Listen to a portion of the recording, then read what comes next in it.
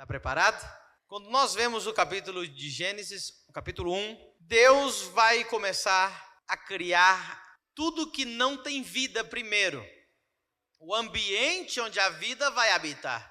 Então nós vemos lá o versículo 1. No princípio criou Deus os céus e a terra.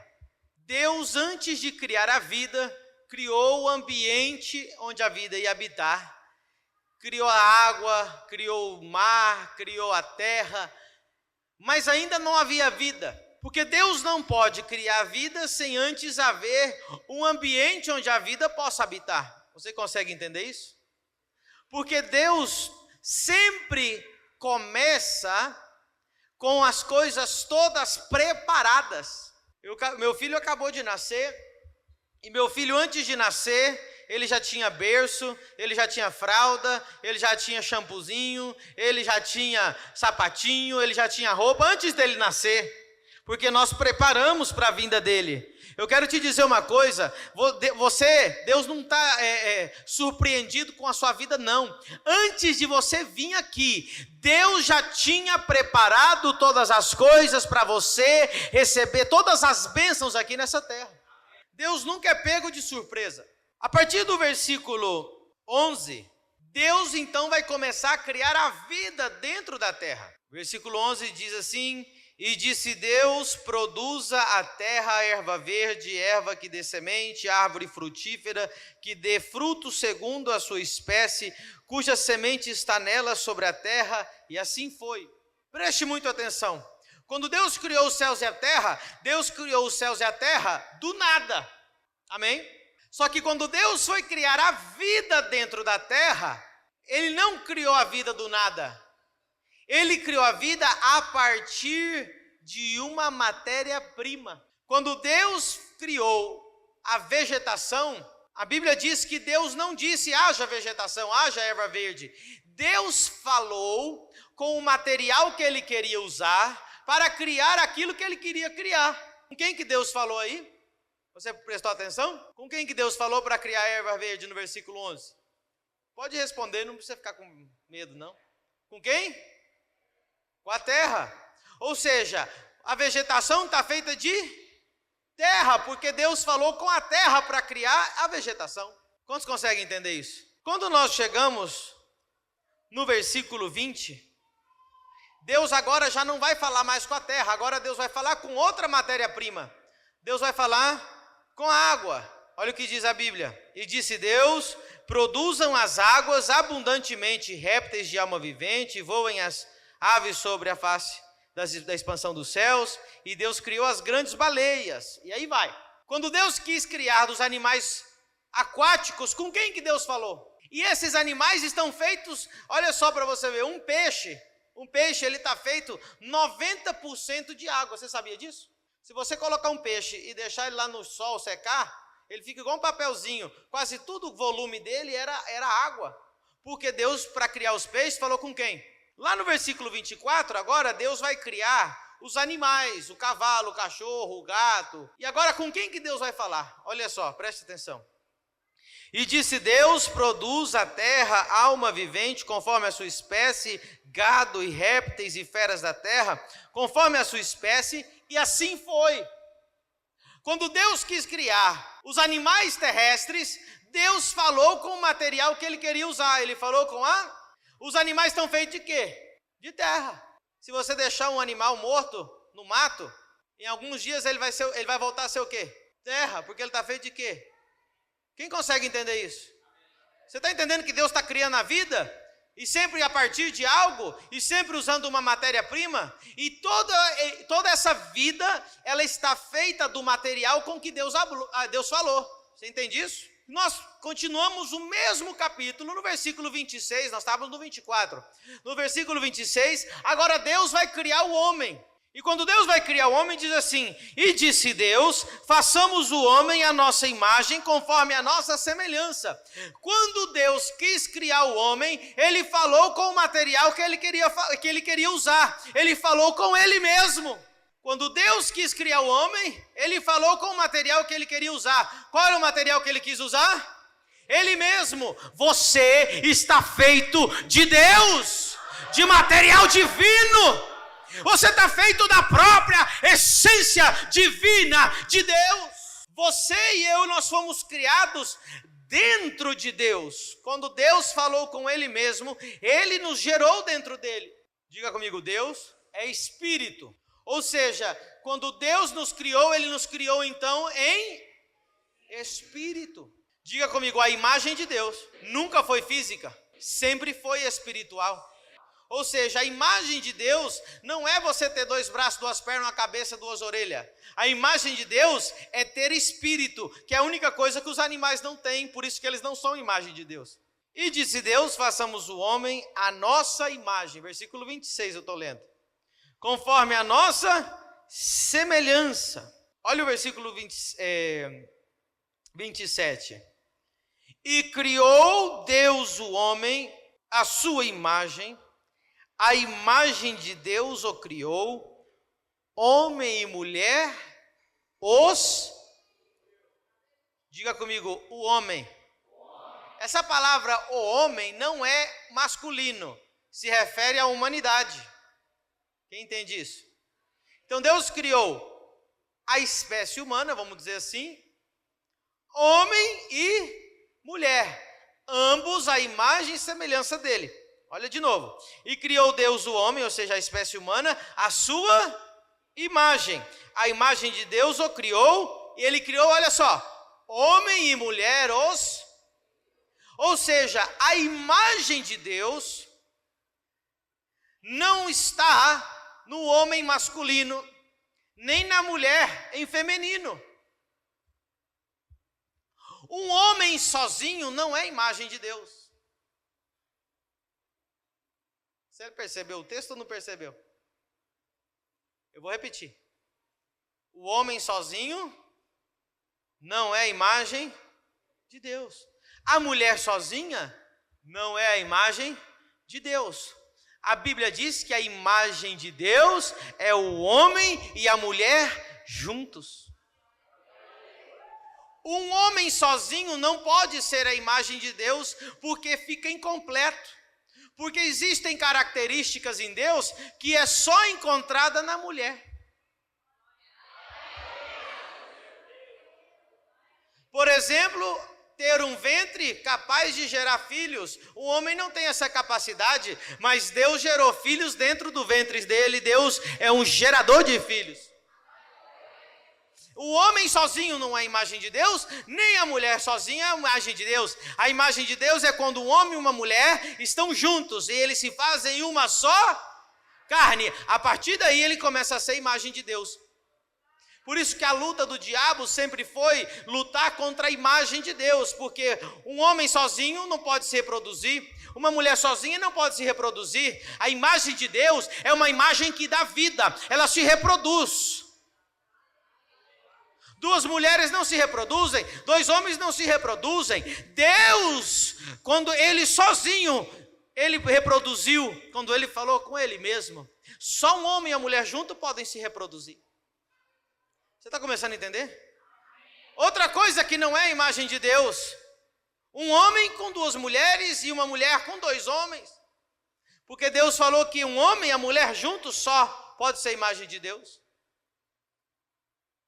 Por isso que a luta do diabo constante é destruir a imagem de Deus. E a imagem de Deus, a essência dela, está no casamento, o homem e a mulher, em nome de Jesus.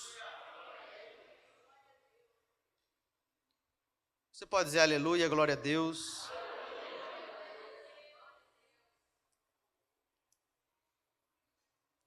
Agora preste muita atenção.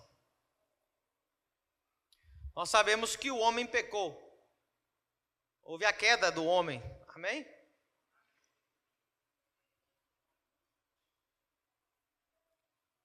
Deus disse ao homem: de toda a árvore do jardim que eu plantei para você, você vai comer. Mas da árvore do conhecimento do bem e do mal, não comerás.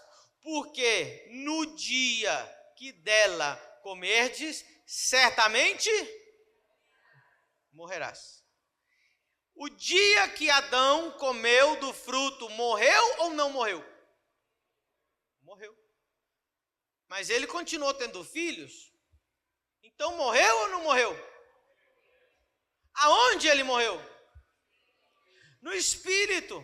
Ele perdeu a imagem de Deus, porque lembra que eu falei que Deus é espírito? Essa parte, essa essência de Deus, ele perdeu. Ele só ficou com a parte terrena, que foi feita do barro, que é o corpo.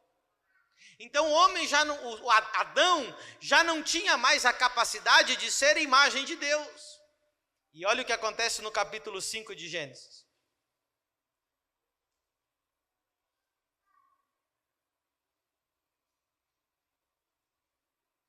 Versículo 2. Quem achou, diga amém.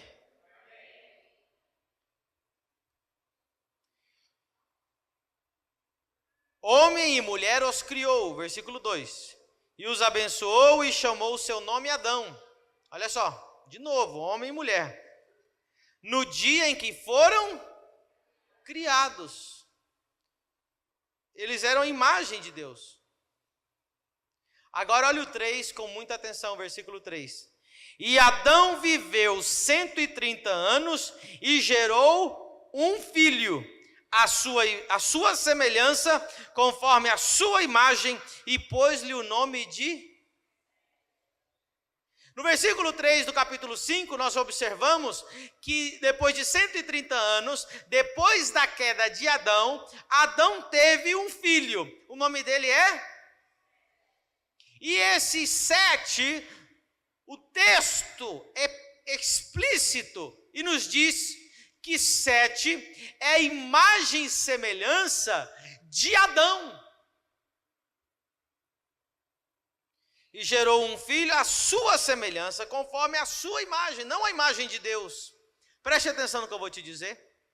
A partir da queda de Adão, os homens que vieram já não eram mais imagem de Deus, mas sim imagem de... Nós temos mania, os cristãos, de dizer que toda a raça humana é imagem e semelhança de Deus, que todo mundo que nós vemos na rua é imagem e semelhança de Deus, mas a imagem e semelhança de Deus nunca foi no corpo, a imagem e semelhança de Deus sempre foi espiritual, ou seja, todas as pessoas que você vê aí fora, elas não são imagem e semelhança de Deus, elas são imagens e semelhanças de Adão. Quem consegue entender isso?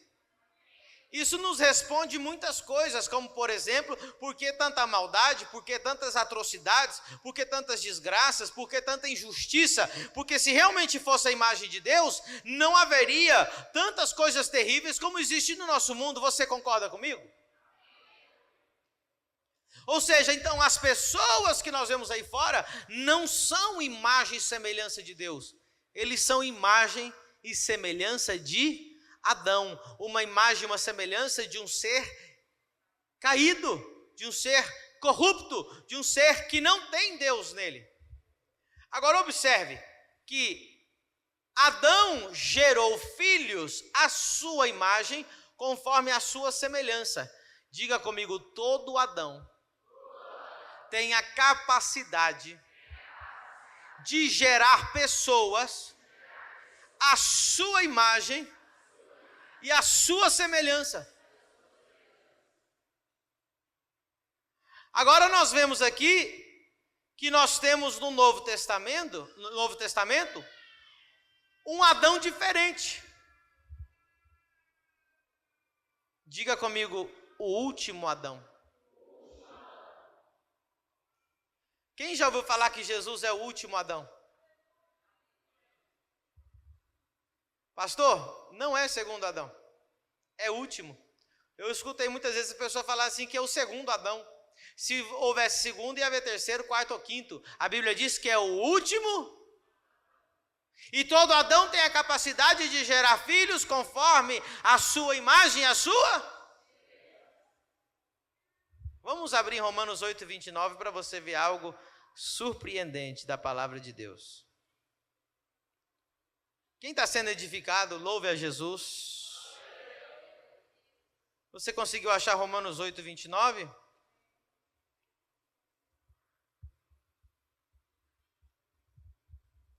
Amém? Olha o que diz o texto. Porque os que dantes conheceu, também os predestinou para serem conformes à imagem de seu Filho. Ou seja, imagem do último Adão. E o Filho é a imagem de quem? Do Pai. Ou seja, aqueles que nascem de novo em Cristo, ele passa a ser a imagem do último Adão. E o último Adão é a imagem de quem? De Deus. Outra vez, todo Adão tem a capacidade de gerar pessoas à sua imagem e à sua semelhança.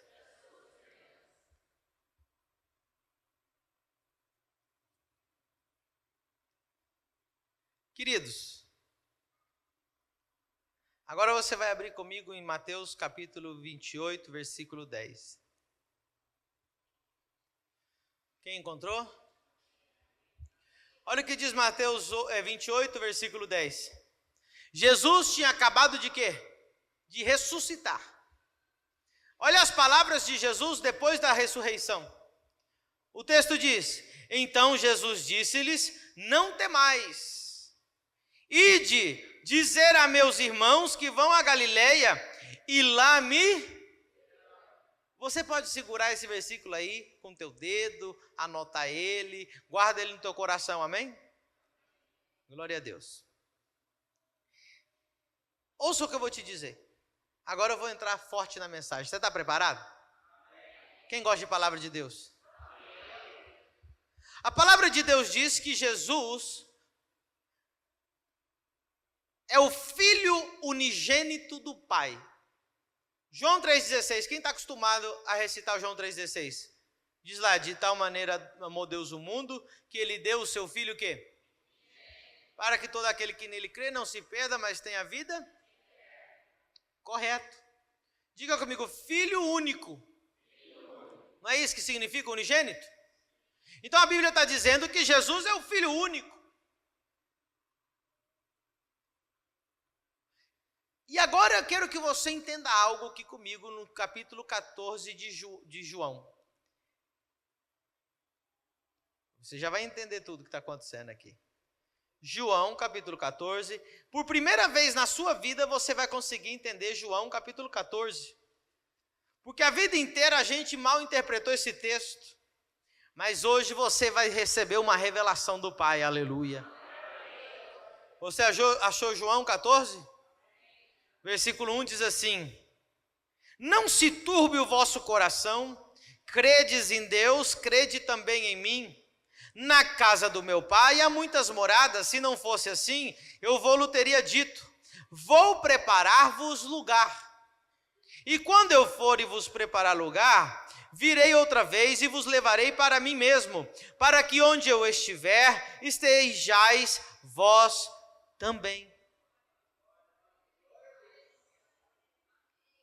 Eu vou ler o 3 da forma bíblica original. E quando eu for e vos preparar lugar, virei outra vez e vos levarei para mim mesmo, para que onde eu estou, estejais vós também. Alguém tem o texto estou? Na sua Bíblia, ali tem alguém? Aqui o pastor, o seu é estou? Ali em cima também. Alguém mais tem o texto que diz estou, estou, estou? Diga comigo assim: para que onde eu estou, estejais vós também. Por causa dessa palavra, estiver, que é uma mal interpretação e tradução da Bíblia, a Bíblia eles tiveram que criar uma doutrina paralela. Porque o homem, quando leu estou, ele achou que estava errado. Mas o original diz estou. Se você estudar esse texto em inglês, ele vai estar em presente, eu estou. Se você ler esse texto em espanhol, você vai ver que está escrito eu estou. Se você ler ele no grego, no original, é ego eimi. Eimi é estou. A maioria das traduções em português está escrito estiver, porque os tradutores não conseguiam assimilar o significado do que Jesus estava dizendo. Mas o texto original é estou. Ou seja, Jesus disse, na casa do meu pai há muitas moradas. As pessoas achavam que Jesus estava dizendo que ele ia para o céu preparar uma casinha para cada um. Eu lembro até quando falava assim, alguém ganhava alguém para Jesus, falava assim, e quando eu for no céu, eu quero morar na casa do lado da tua casa.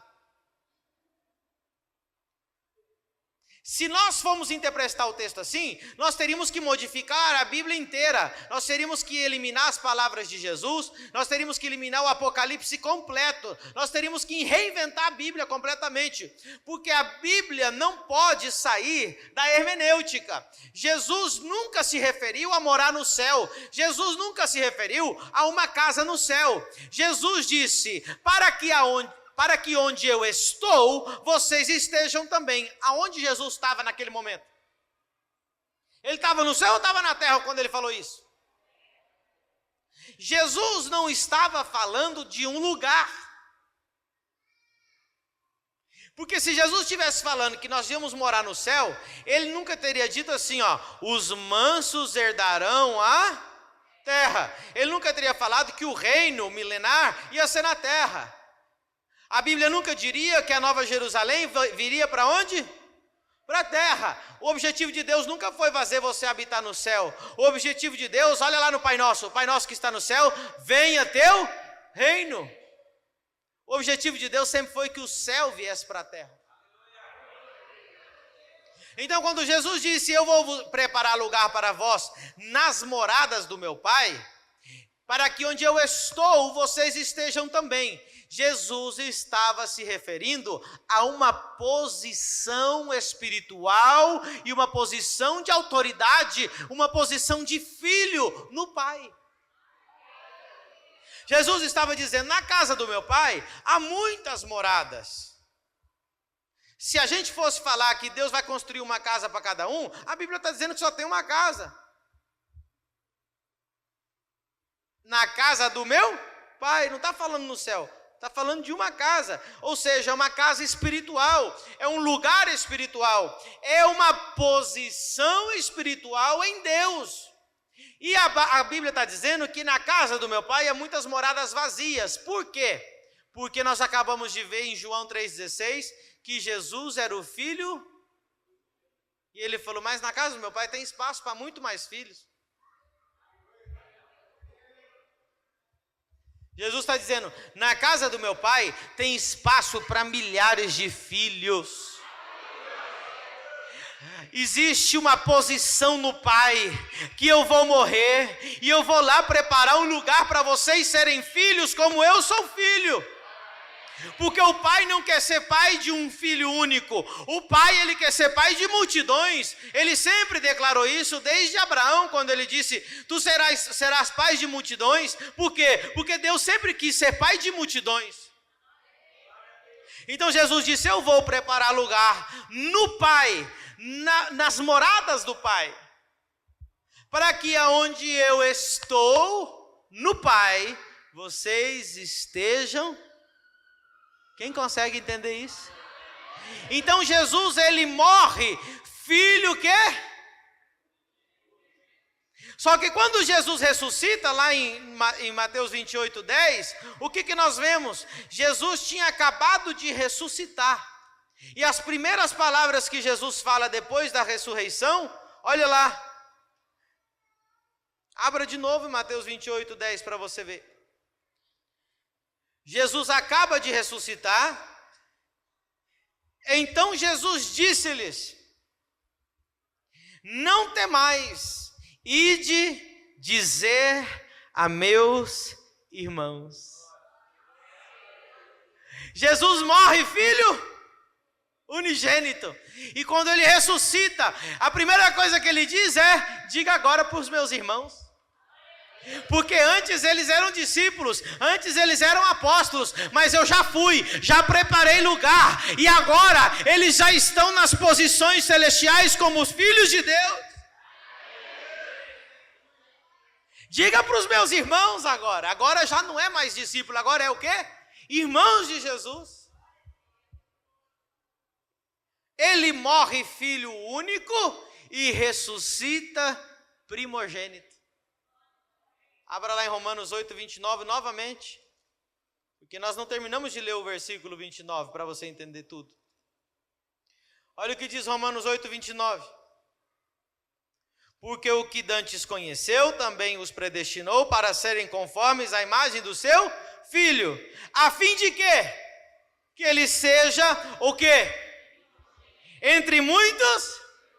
Olha os irmãos aí, ó. Olha os irmãos de Jesus aí. Olha quem está nas moradas do Pai. Olha quem tem uma nova posição. Olha que você não é um Zé Ninguém, um qualquer. Você está com Cristo nas moradas do Pai. Você é irmão de Jesus.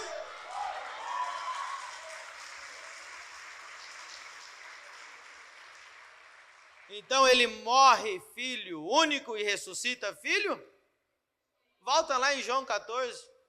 Agora no versículo 12.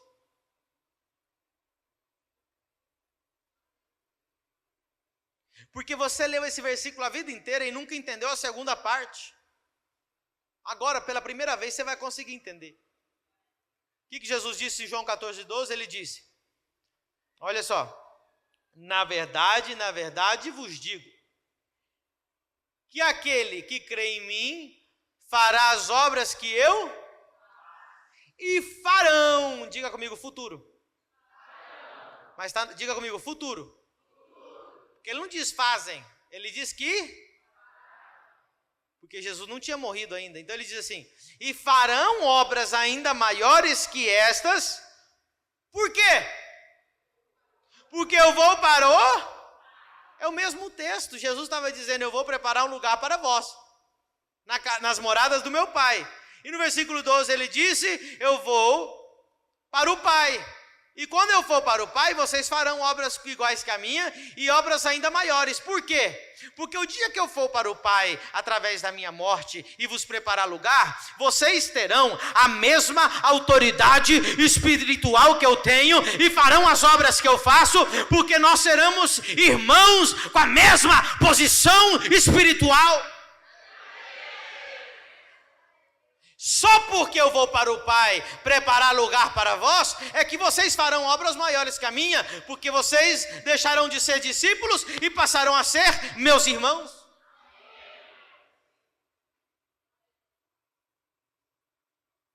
Aleluia. Quem está começando a entender? Por primeira vez na sua vida, você também vai entender Efésios 2, versículo 6. Olha o que diz Efésios 2,6. Olha lá. E nos ressuscitou juntamente com Ele. Agora você vai entender tudo que eu falei lá no Gênesis. O dia que Adão pecou, ele morreu aonde? Diga comigo, a imagem de Deus. Em Adão, morreu. Mas olha o que diz o versículo 6 do capítulo 2 de Efésios. E nos ressuscitou juntamente com Ele. Ou seja, no momento que Jesus ressuscitou, nós ressuscitamos com Ele. O que ressuscitou? A imagem de Deus. O Espírito. Por isso que Jesus disse, quando os discípulos ressuscitaram junto com Ele, Ele disse, agora vocês são meus irmãos. Porque agora a imagem de Deus está dentro de vós, e vocês são a minha imagem, vocês são a minha semelhança. Agora nós temos a mesma posição no Pai. Nós somos ressuscitados não na carne, nós fomos ressuscitados no Espírito. O dia que você entregou o teu coração para Jesus, o Espírito Santo entrou dentro de você e ressuscitou a imagem de Deus dentro de você.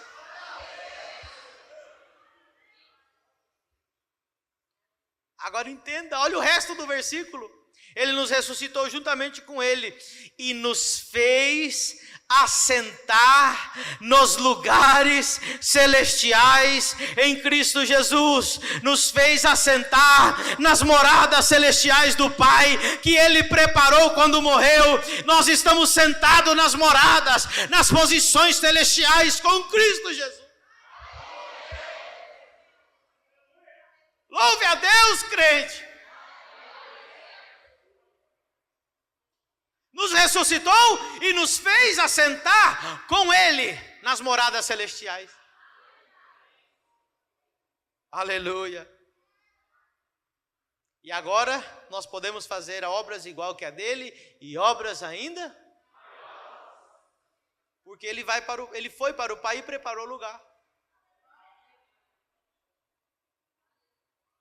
Romanos 8, 17.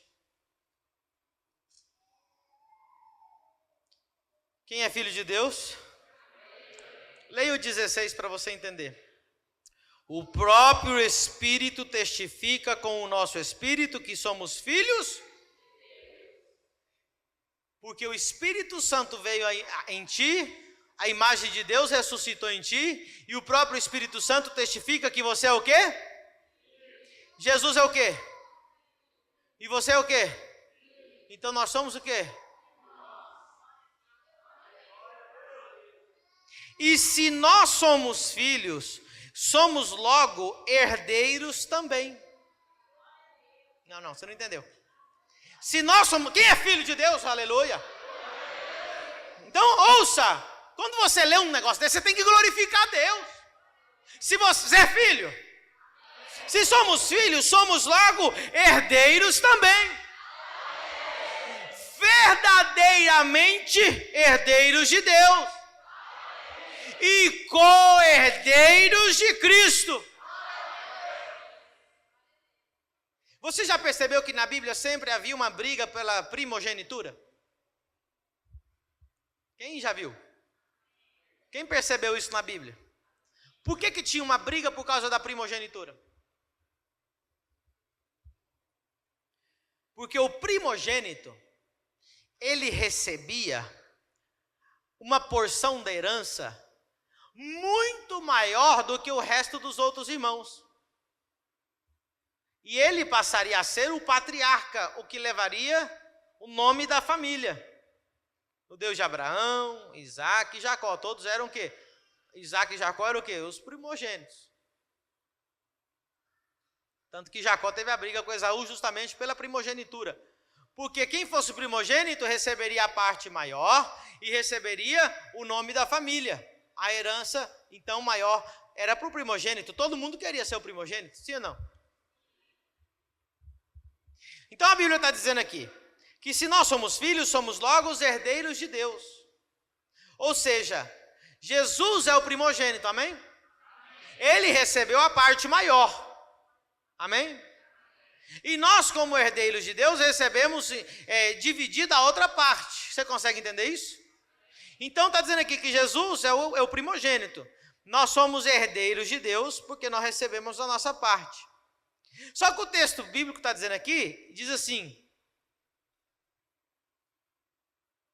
e co-herdeiros de Cristo. Eu vou explicar isso para você. Você lembra quando Eliseu disse para Elias que ele queria a porção dobrada?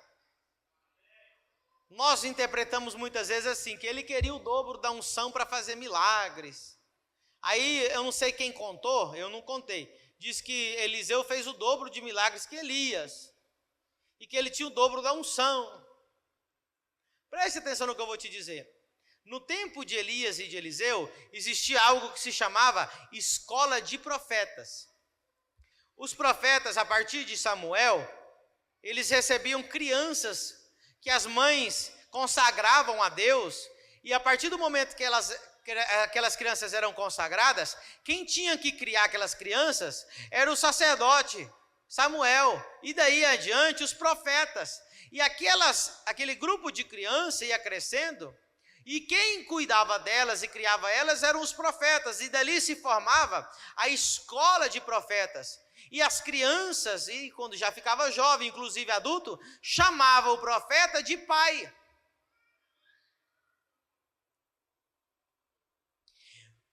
Elias perguntou para Eliseu, que eu não sei se você sabe que existia muitos profetas na época de Eliseu.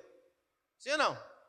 Tanto é que eles queriam procurar Elias. Você lembra quando eles pediram permissão para Eliseu? Nós podemos procurar o corpo de Elias? E ficaram 3 dias procurando, não acharam. Porque lógico que ele subiu para o céu. Mas olha o que acontece. No momento que Elias estava subindo, o que ele disse? Meu pai. E o que ele soltou lá de cima? A capa. Quando Eliseu disse, eu quero a porção dobrada, ele estava dizendo assim, eu quero ser o primogênito, porque o primogênito recebe a porção dobrada. Porque Elias tinha muitos filhos espirituais, mas Eliseu queria ser o primogênito, porque o primogênito recebe o quê? A continuidade do nome e recebe o quê? A porção dobrada. Vamos voltar lá para você entender Romanos 8:17. Jesus, nós recebemos a parte da herança que nos corresponde como irmãos de Jesus. Herdeiros de Deus, diga comigo, herdeiros de Deus. Eu recebo a parte que me corresponde como herdeiro de Deus. Só que o texto não acaba aí, diz herdeiros de Deus e co-herdeiros de Cristo. Pastor, o que significa co-herdeiro de Cristo? Significa que a parte que corresponde a Jesus, Ele também nos deu. Aplauda Jesus, irmão.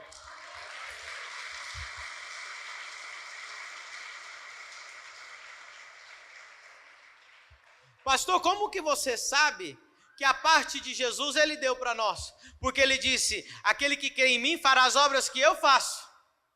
É a parte da nossa herança. A quem corresponderia ter a porção dobrada para fazer obras maiores? Ai, crente, me ajuda, você está aqui. Quando eu te perguntar um negócio, você responde. Vou lá de novo. Jesus disse, aquele que crê em mim fará as obras que eu faço. Porque nós somos todos irmãos. Amém?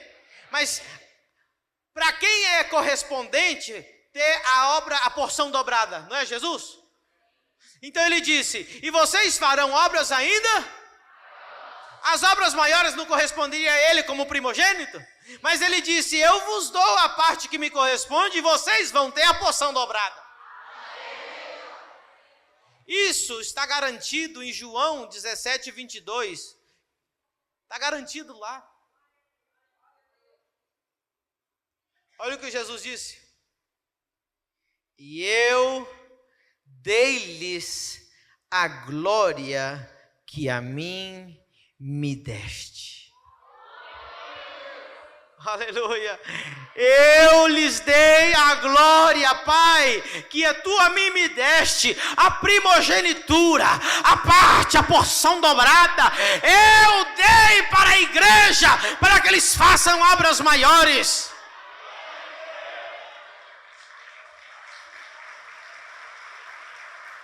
Aleluia! Meu Deus. Mas você sabe qual que é o nosso problema hoje? Você ainda não entendeu o que é filho. A igreja ainda não entendeu o que é ser irmão de Jesus, herdeiro de Deus, co-herdeiro de Cristo. Faremos as mesmas obras, obras maiores, temos a porção dobrada. Tudo que é de Deus é seu. Nós vivemos ainda com as migalhas, porque as migalhas, quem come as migalhas são os servos, e a igreja ainda continua se posicionando como serva, mas Deus hoje vai te levantar das migalhas e vai te colocar sentado juntamente com Ele nas moradas celestiais, sentado com Cristo, na mesma mesa que Cristo, comendo do mesmo de Cristo, na mesma posição de Cristo. É por isso que quando o homem de autoridade declara demônio, sai. O demônio não sabe quem está falando, se é João, Maria, José ou é Jesus, porque ele tem a mesma imagem do Filho de Deus. O demônio vê, é Filho de Deus, é a mesma posição, é a mesma autoridade, está sentado no mesmo lugar.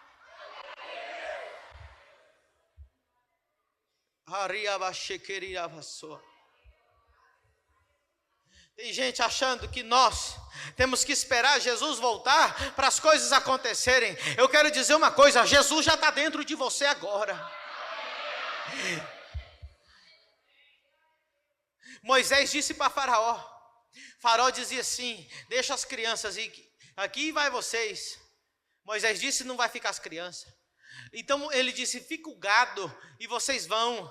Então Moisés disse: não vai ficar o gado, não vai ficar nem sequer uma unha no Egito. O diabo está negociando com você, dizendo assim: vai para o céu, mas fica doente a vida inteira. Vai para o céu, mas fica pobre a vida inteira. Vai para o céu, mas fica em depressão a vida inteira. Deixa eu te dizer uma coisa: para o diabo, nem uma unha. Você vai para o céu, mas nessa terra você vai viver feliz, você vai viver cheio de saúde, você vai viver cheio de prosperidade, a sua família vai ser uma bênção. Para o diabo, nem sequer uma unha. Aleluia! Quem é filho glorifica a Deus.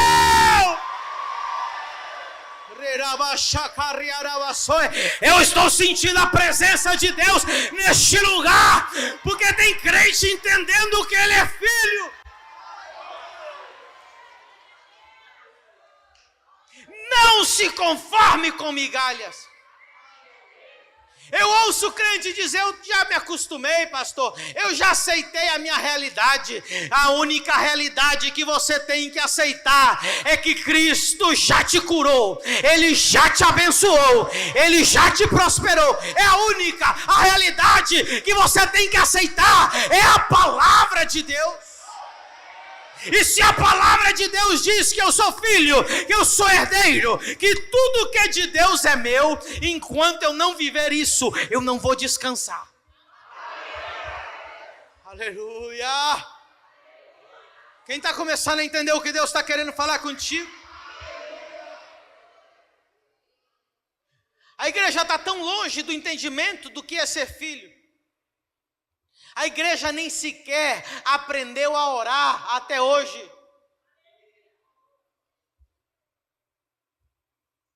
Toda vez que a gente vai orar, eu vejo esses crentes se arrastar pelo chão e eles vão orando como se fosse aquela mulher pedindo migalha. Eu não sou digno de nada, eu não sou ninguém, eu não presto para nada. O Senhor me dá uma migalhinha que cair daí. Esse espírito de mendigo vai ser arrancado de ti hoje, porque você não nasceu para ser mendigo, você é filho de Deus.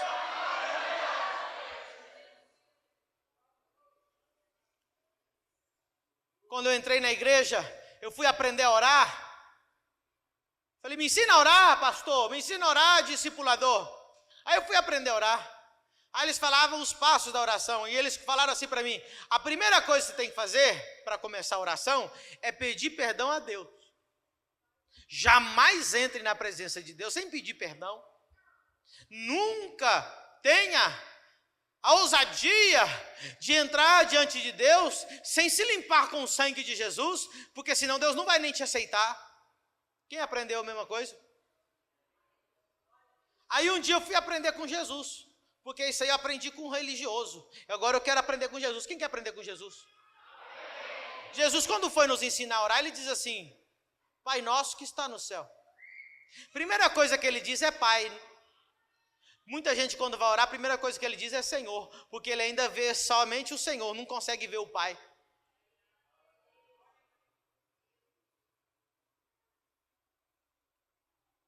Diga comigo: Pai. Pai. Aí. Um dia eu estava lá na minha igreja, lá na Espanha, e o irmão começou a orar. Ele orava assim: Jeová! eis aqui o teu servo, o teu soldado. Irmão, grudei naquele irmão. Falei, irmão, como assim Jeová? Ele falou, é o nome de Deus. Aí eu perguntei para ele assim, quando você conversa com teu pai, você chama ele pelo nome? Ou você somente diz, pai? Porque na minha casa, se eu chegasse e falasse assim, ô seu Luiz, eu tomava uma baita de uma bufetada. É ou não é? Porque só chama pelo nome dele quem é empregado, mas quem é filho chama de pai. Então, se você não está acostumado a chamar Deus de pai ou de papai, é porque você ainda tem a identidade de servo. Nós saímos, irmão, meu Deus. Ouça o que eu vou te falar aqui. Pai nosso que está nos... É pai. Nós aprendemos que a primeira coisa que nós temos que fazer é o quê? Pedir perdão, não é? Olha o que Jesus diz. Santificado seja o seu nome. Ainda não pediu perdão. Já está glorificando a Deus, não é? Aí a segunda coisa. Venha o teu. Já pediu a primeira coisa e ainda não pediu perdão. Glorificou, pediu o reino e não pediu perdão. Depois ele pede a vontade, ele disse, faça a sua vontade assim na terra, como? Glorificou, pediu o reino, pediu a vontade e ainda não pediu perdão. Depois ele vai e diz assim, o pão nosso de cada dia nos dai? Depois ele pede o pão e ainda não pediu perdão. Pediu o reino, pediu a vontade, pediu o pão e não pediu perdão. Só depois de pedir o pão é que ele pede perdão e diz assim, perdoa as nossas ofensas como nós perdoamos quem tem nos ofendido. Aí eu não aguentei. Eu falei, Deus, por que primeiro o Senhor nos ensinou a pedir o pão e depois o perdão? Sabe qual foi a resposta de Deus? Ele diz assim, porque antes de eu ser o seu juiz, eu sou o seu pai.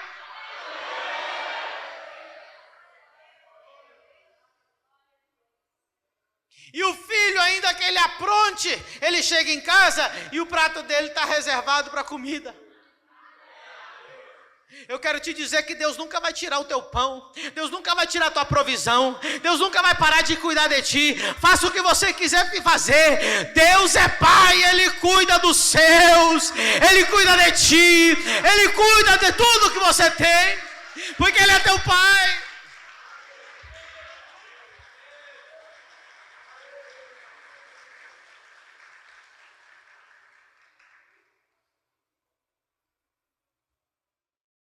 Espero que você tenha sido muito abençoado com essa pregação. Eu quero convidar você para ser o meu aluno na maior escola de revelação bíblica do Brasil, a Exousia School. Você vai poder clicar aqui no link que está na descrição desse vídeo.